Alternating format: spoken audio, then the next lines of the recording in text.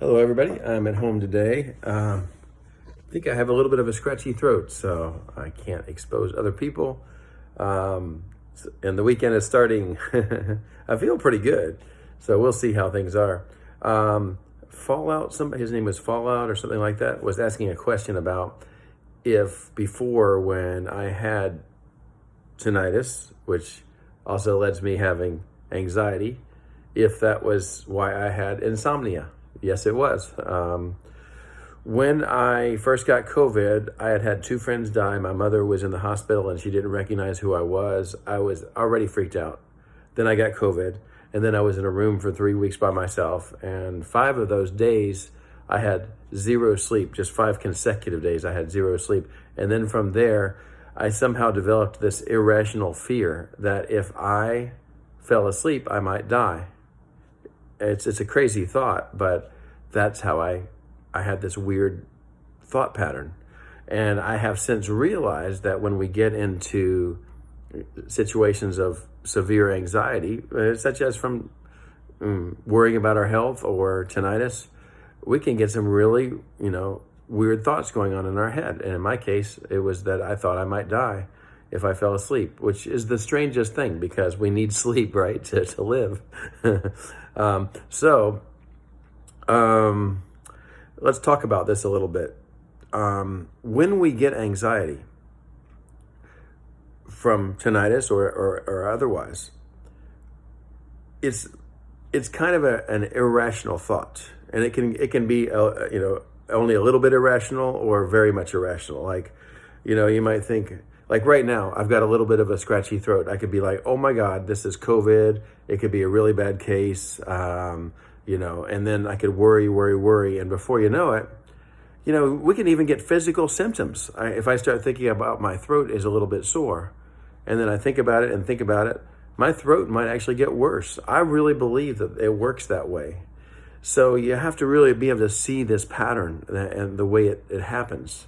And with me, I mean, I had all kinds of irrational thoughts that were going on when I was sick, first from COVID, and then the tinnitus was always on with this sound, and I had some joint pains. I believe that from the COVID, I had some lingering chest stuff that went on there, and that freaked me out. I had all these sensations in my chest. That I'm not 100% sure if it was something where it was all mental or if it was a little bit physical too. I think it was a little bit physical too. But all these things together made me just get all kinds of anxiety. Like, it seemed like everything was hopeless. So how do we fix that? I guess I did. But how did I do it? I think a lot of, dealing with anxiety is being able to separate what is an irrational thought versus a rational thought. With the sound of the tinnitus, it's a little bit irrational that your life is hopeless. And quite contrary, just almost everybody gets past this and they get to where their life is hopeful again. But at the time, it feels like it's hopeless. Now, as we have problems with sleep, it can really exacerbate the problem with anxiety. Because we need sleep to feel more calm. And so we have to go through a whole process of learning to sleep again. And in my case, it was really hard because I believe, I had this irrational fear that if I fell asleep, maybe something might happen to me. I know with tinnitus, it's just like the sound won't stop, so you feel like there's no way to fall asleep. So we need to have background noises. So we have to, like for me, I found the sound of a shower, and I kept it kept it near me, and it was very similar to the sound of my tinnitus. And then we need to learn to divert our attention and choose some kind of semi-boring tasks to do before bed. Some of the things that we like to say is before bed, we don't want to have a lot of light, especially like blue light. You can turn off the blue rays on your phone. There's a setting for that.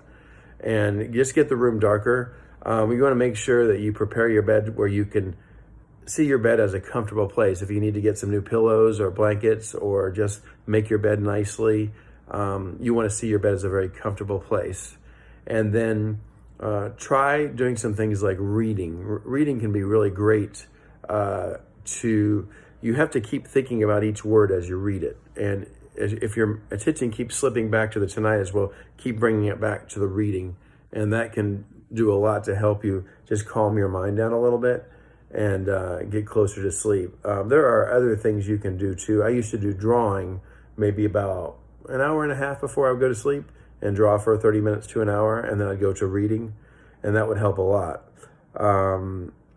Now, in my case, I had very severe insomnia, and as you can imagine, if you think you might die if you fall asleep, then that's really tough. So I did end up needing medication, and at one point I was taking like 3 medications. One was Ativan, which would pretty much get me to go to sleep and fall asleep for at least 30 minutes, maybe up to 2 or 3 hours, but it didn't last very long.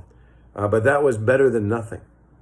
And then the doctors told me, you can't keep being on this medicine. And they tried several different sleep medications. I wish I could. Hydroxyzine helped me pretty well for about a month, and then it stopped working. I would get to like up to 4 to 6 hours of sleep with hydroxyzine, and then, but not every night, so I don't have a bad night still. And there were some others, and then they told me, well, you need to get on an antidepressant, which I took the Zoloft for, I believe it was 6 to 8 months, because you have to slowly ramp up and then slowly ramp down, which I did very carefully. And once the Zoloft started kicking in, you have to take it in the morning, especially if you have a sleep problem. It took like 3 to 5 months for it to kick in, really, but I was able to start sleeping a little bit better. But that was like, it all started on January 1st, and I would say it wasn't until late May that I started having some days where I'm like, wow, I didn't think about it. Tonight is too much, and my anxiety level was a little bit better. And then they also had me on a sleep medication called Seroquel, which is a pretty heavy-duty sleep medication, and that would work pretty good. I would still wake up, but I would be able to fall back asleep, and I would take a little bit more Seroquel, but I just did very micro-dosing, and that worked very well. So, yeah, my sleep story is pretty rough. I mean, I would go some days with 0 sleep, and then the next day only get an hour or 2. I'd be really happy when I got 3 hours of sleep, or 4, and then maybe every 2 weeks I might get 5 to 6, and then I got really happy when there was some days, maybe like a year later or more, where I got a whole 8 hours of sleep or 7 hours. And right now I usually get about 7 hours of sleep, and I occasionally get 8 or 9. Maybe at the lowest I get 5.5, 6 would be about the lowest I would get. So, I'm not sure if I answered fully the question about how to deal with insomnia, but I gave you some of the things that I did. So, well, I hope you have a great day and sleep well. Sweet dreams when you go to sleep next. Bye-bye.